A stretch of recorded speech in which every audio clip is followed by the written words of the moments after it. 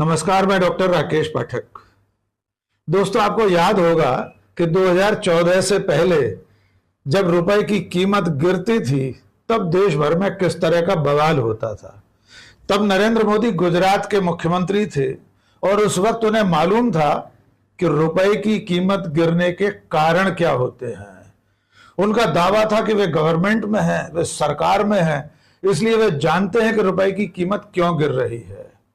यहां तक कि वे ये भी कहते थे कि दिल्ली सरकार और रुपए के बीच कंपटीशन चल रहा है, किसकी आबरू तेजी से गिर रही है, इसको लेकर दिल्ली सरकार और रुपए के बीच एक स्पर्धा चल रही है, होड़ चल रही है।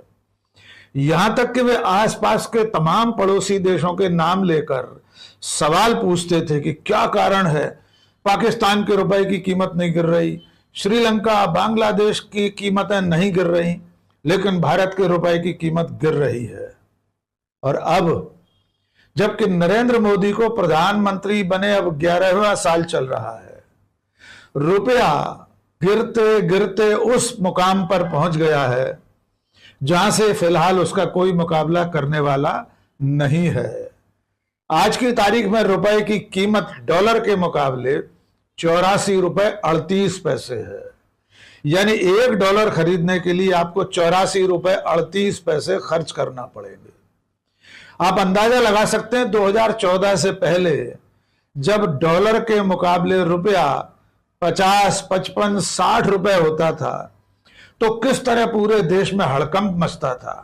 प्रधानमंत्री नरेंद्र मोदी से लेकर उनकी पूरी पार्टी, उनके समर्थक, फिल्मी सितारे, लेखक, पत्रकार सब डॉक्टर मनमोहन सिंह की सरकार से सवाल पूछते थे। आइए आज के इस वीडियो की शुरुआत करते हैं प्रधानमंत्री नरेंद्र मोदी के उन्हीं दिलचस्प भाषणों के साथ जो वे गुजरात के मुख्यमंत्री रहते हुए देते थे। एक एक करके आप भाषण सुनेंगे और आप जान लेंगे कि नरेंद्र मोदी को उस वक्त रुपए की कीमत गिरने से किस कदर परेशानी होती थी। वही नरेंद्र मोदी आज की तारीख में जबकि वे प्रधानमंत्री हैं 84 रुपए 38 पैसे का $1 हो गया, उनके माथे पर शिकन नहीं आ रही। अब वे रुपए शब्द का उच्चारण भी नहीं करते। अब वे डॉलर के मुकाबले रुपए के गिरने को दिल्ली सरकार की प्रतिष्ठा से भी नहीं जोड़ते। आइए एक एक करके प्रधानमंत्री नरेंद्र मोदी के तब के भाषण सुन लीजिए जब वे गुजरात के मुख्यमंत्री थे। जिस प्रकार से डॉलर मजबूत होता जा रहा है, रुपया कमजोर होता जा रहा है, विश्व व्यापार में भारत टिक नहीं पाएगा। हमारे व्यापारी जो माल बाहर भेजते हैं, हमारे व्यापारी जो माल बाहर चलाते हैं, इस बोझ को सह नहीं पाएंगे। इवन भारत सरकार जो चीजें लाती है, भेजती है, उसको सहना मुश्किल हो जाएगा। और दिल्ली की सरकार जवाब नहीं दे रही है कि नेपाल का रुपया कोई प्रॉब्लम नहीं है, बांग्लादेश की करेंसी को कोई प्रॉब्लम नहीं है, पाकिस्तान की करेंसी को कोई प्रॉब्लम नहीं है, श्रीलंका की करेंसी को कोई प्रॉब्लम नहीं है। हमारे अड़ोस पड़ोस में छोटे देशों को भी डॉलर के मुकाबले में कोई नुकसान नहीं हो रहा है। देश जानना चाहता है, प्रधानमंत्री जी, ऐसा क्या कारण है कि आज अकेला हिंदुस्तान का रुपया डॉलर के मुकाबले गिरता ही चला गया और क्यों चला गया? और मैंने साफ मांग की है, ये सिर्फ आर्थिक कारणों से नहीं हुआ है, ये आपकी भ्रष्ट राजनीति जो चली है दिल्ली से, उसका इसके अंदर बहुत बड़ा रोल है। बहुत गंभीरता से आरोप लगा रहा है। ये ऐसे नहीं होता मित्रों, मैं शासन में बैठा हूं, मुझे मालूम है इस प्रकार से रुपया इतनी तेजी से गिर नहीं सकता। अरे ये नेपाल का रुपया नहीं गिरता है, बांग्लादेश की करेंसी नहीं गिरती है, पाकिस्तान की करेंसी नहीं गिरती, श्रीलंका की करेंसी नहीं गिरती। क्या कारण है हिंदुस्तान का रुपया पतला होता जा रहा है? ये जवाब देना पड़ेगा आपको, देश आपसे जवाब मांग रहा है। तो नरेंद्र मोदी कह रहे थे कि रुपया लगातार गिरता जा रहा है, विश्व व्यापार में नहीं टिक पाएगा। क्या कारण है कि पाकिस्तान का रुपया नहीं गिरता, बांग्लादेश, श्रीलंका के रुपए की कीमत नहीं गिरती और भारत के रुपए की कीमत लगातार गिर रही है। साथ में वे ये भी कहते हैं कि इसके पीछे आर्थिक नीतियां नहीं है। रुपए की गिरावट का कारण आर्थिक नहीं है, बल्कि दिल्ली सरकार की भ्रष्ट नीतियां हैं। यानी उस वक्त दिल्ली में जो सरकार थी, यूपीए की सरकार, कांग्रेस नीति गठबंधन की सरकार, डॉक्टर मनमोहन सिंह जैसे अर्थशास्त्री की सरकार, उसकी भ्रष्ट नीतियों को गुजरात के मुख्यमंत्री नरेंद्र मोदी रुपए के गिरने को कारण मानते थे। दूसरा भाषण सुन लीजिए। तो नरेंद्र मोदी कह रहे हैं कि दिल्ली सरकार और रुपए के बीच गिरने का कंपटीशन चल रहा है। समझ में नहीं आता कि दिल्ली सरकार और रुपए में से किसकी आबरू तेजी से गिर रही है। वे आजादी के समय के रुपए और डॉलर की तुलना करते हैं कि उस वक्त ₹1 में $1 आ जाता था, यद्यपि यह आंकड़ा भी गलत है। इसके अलावा वे अटल बिहारी वाजपेयी की सरकार के समय का भी जिक्र कर रहे हैं। वे कहते हैं कि जब अटल जी ने सरकार संभाली थी तब डॉलर ₹42 का था और उनकी सरकार के जाने के वक्त ₹44 का हो गया। यानी अटल बिहारी वाजपेयी ने रुपए की गिरती हुई कीमत को थाम लिया था।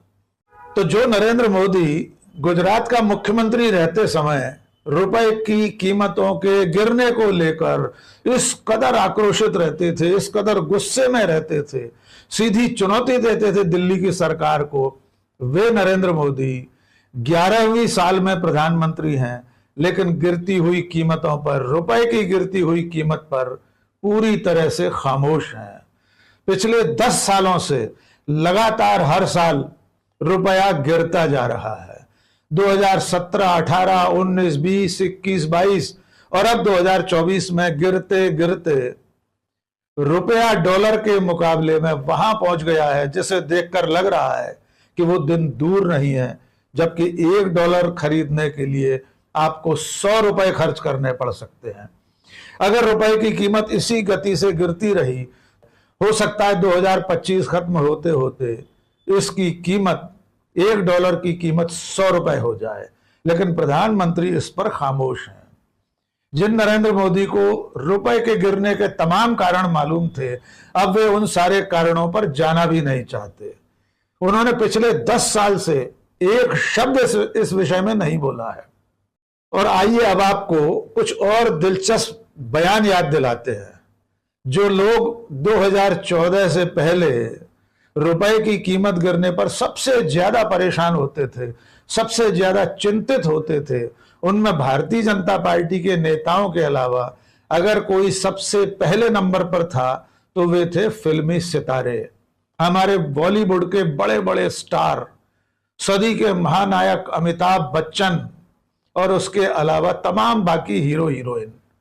इसके साथ साथ लेखक के रूप में स्थापित चेतन भगत जैसे लोग, वे सब भी उस वक्त 2014 से पहले हर बार जब भी रुपए की कीमत गिरती थी, कोई ना कोई टीका टिप्पणी सोशल मीडिया पर जरूर करते थे, सरकार पर निशाना साधते थे।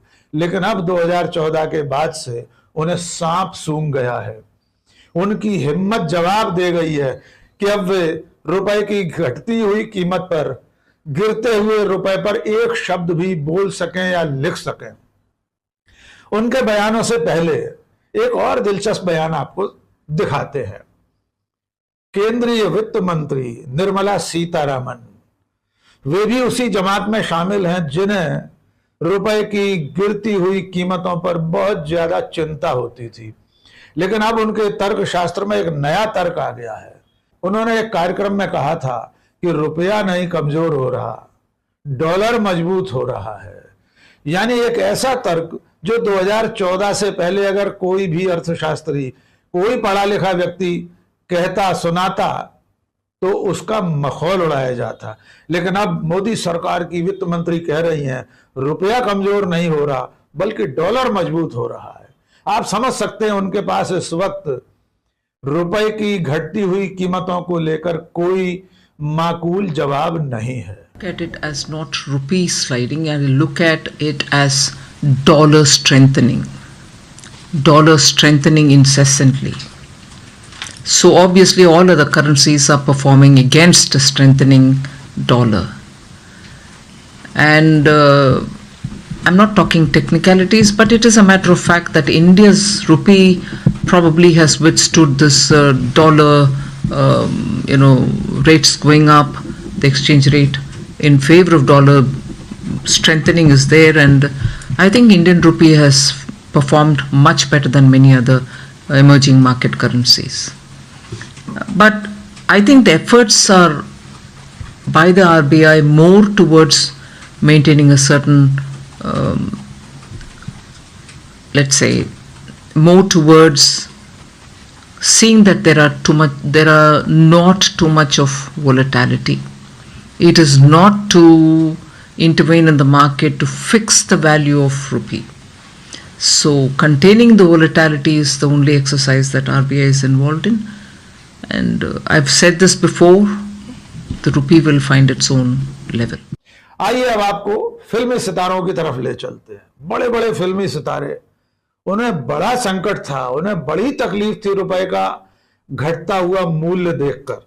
तो शुरुआत करते हैं सदी के महानायक अमिताभ बच्चन के ट्वीट के साथ। तो बिग बच्चन, अमिताभ बच्चन का यह ट्वीट है 1 सितंबर 2013 का, यानी यूपीए के सरकार के समय।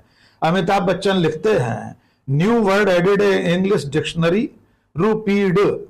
फिर उसका वे टुकड़ों में अर्थ बताते हैं, RUPEED, verb meaning move downward. यानी अमिताभ बच्चन का कहना यह है कि रुपए का अर्थ डिक्शनरी में से वे खोज कर जो लाए हैं, उसका मतलब है लगातार गिरते चले जाना।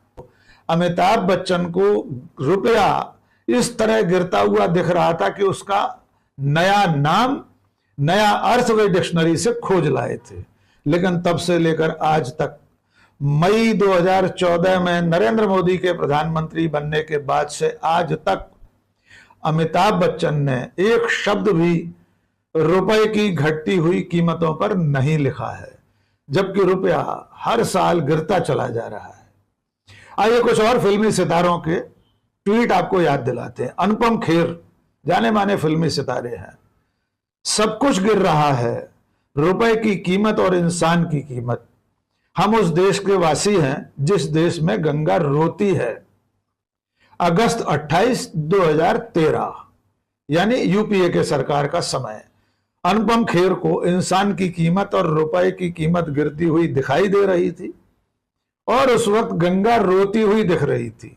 यद्यपि गंगा के बारे में फिर कभी बात करेंगे, उसका क्या हाल इन 10 सालों में हुआ है। लेकिन अनुपम खेर ने भी उस दिन से लेकर आज तक एक लाइन सोशल मीडिया पर रुपए की कीमतों को लेकर नहीं लिखी है। जूही चावला बड़ी फिल्म अभिनेत्री हैं। जूही चावला ने बहुत ही शानदार ट्वीट किए थे। सबसे रोचक ट्वीट उनका है 21 अगस्त 2013 का। यह वो दौर है जिस वक्त यूपीए की सरकार के खिलाफ अभियान चल रहा था। हर तरह से समाज के तमाम तबके सरकार को घेरने का काम कर रहे थे। उसी अभियान में फिल्मी सितारों को भी लगाया गया था।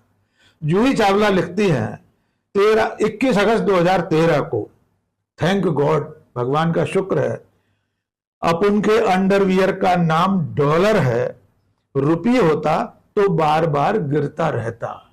यानी जूही चावला अपने अंडरगारमेंट्स के बारे में बता रही हैं कि वे डॉलर नाम का अंडरगारमेंट पहनती हैं। अगर उसका नाम रुपी होता तो बार बार सरक कर गिर जाता, क्योंकि रुपए की कीमत गिर रही थी। इसके अलावा एक और ट्वीट है जूही चावला का, यह भी उसी तारीख का है।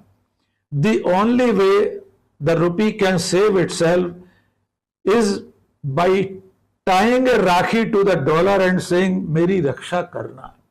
जूही चावला कह रही हैं कि रुपए की रक्षा करने का, रुपए को बचाने का एकमात्र उपाय यह है कि रुपया डॉलर की कलाई में राखी बांधे और कहे मेरी रक्षा करना। ये जूही चावला है। लेकिन 2013 के बाद से आज तक इन्होंने पलटकर रुपए की तरफ नहीं देखा। शिल्पा शेट्टी, शिल्पा जी लिखती हैं, funny piece I read, dollar on an escalator, rupee on a ventilator, nation in ICU, we are in coma, onion in showroom, God bless India. Shilpa Shetty लिखती हैं, मैंने बड़ा फनी मजेदार ट्वीट पढ़ा है, कहीं पीस पढ़ा है, डॉलर एस्केलेटर पर है, ऊपर चढ़ रहा है, रुपया वेंटिलेटर पर है, देश आईसीयू में है और हम सब कोमा में हैं, प्याज शोरूम में है, भगवान भारत को बचाए। ये शिल्पा शेट्टी हैं। तारीख है अगस्त 20, 2013। ये सारे लोग अगस्त सितंबर 2013 में लिख रहे थे क्योंकि 2014 में लोकसभा के चुनाव होने वाले थे। विवेक रंजन अग्निहोत्री जो एजेंडा फिल्म बनाने वाले निर्देशक हैं, आप सब जानते हैं, वे लिखते हैं, may our happiness increase like petrol price, may our sorrow fall like Indian rupee and may your joy fill your heart like corruption in India. यानी आपको डॉलर की बढ़ती हुई कीमतों के साथ खुशी मिले, दुख आपको भारत के रुपए के गिरने की तरह हासिल हो और आपका दिल भारत में बढ़ते हुए करप्शन की तरह धड़कता रहे। ये वे सारे लोग हैं जिनको उस वक्त रुपए की गिरती हुई कीमतों से बहुत ज्यादा चिंता थी। इन्हें देश संकट में दिखाई दे रहा था। लेकिन एक और सज्जन है, वे भी बड़ा जाना माना नाम है चेतन भगत। आप सब जानते हैं वे लेखक हैं। अब कैसे लेखक हैं आप जानिए। वे चेतन भगत भी अब 2014 के बाद से सच्चे भगत बन गए हैं क्योंकि उन्हें भी रुपए की कीमतों से तबाही दिखाई दे रही थी। उन्हें घटती हुई रुपए की कीमत देश के लिए संकट दिखाई दे रहा था। चेतन भगत का ट्वीट है 20 जून 2013 का, रुपी एट 60 इट इज माई हेम। रुपया $1 $60 का हो गया है। ये तबाही की निशानी है। Close to an economic crisis, एक बड़े आर्थिक संकट के करीब हैं हम। But well the government is silent. लेकिन सब ठीक है क्योंकि सरकार खामोश है।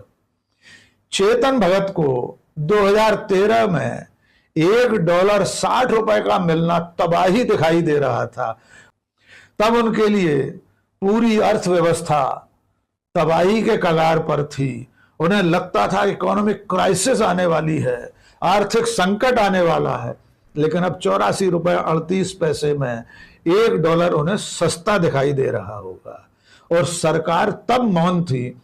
अब चेतन भगत के कानों में सरकार के कौन से भाषण, कौन से बयान, सरकार की कौन सी चिंता सुनाई दे रही है, वे ही जाने। और अब जिस वक्त $84 $38 का हो गया है, कांग्रेस ने बहुत मजेदार फ्लायर जारी किया है। कांग्रेस के सोशल मीडिया सेल ने एक पोस्टर जारी किया है। उसमें प्रधानमंत्री नरेंद्र मोदी और रुपए को, सिक्के को ऊपर धागे से लटका हुआ सिर के बल दिखाया गया है और पूछा जा रहा है कि कौन तेजी से गिर रहा है। हमारा सवाल भी यही है कि जिन नरेंद्र मोदी को रुपए की गिरती हुई कीमतें दिल्ली सरकार की आबरू जैसी गिरती हुई दिखाई देती थी, उस वक्त उन्हें दिल्ली सरकार और रुपए की आबरू में कंपटीशन दिखाई देता था।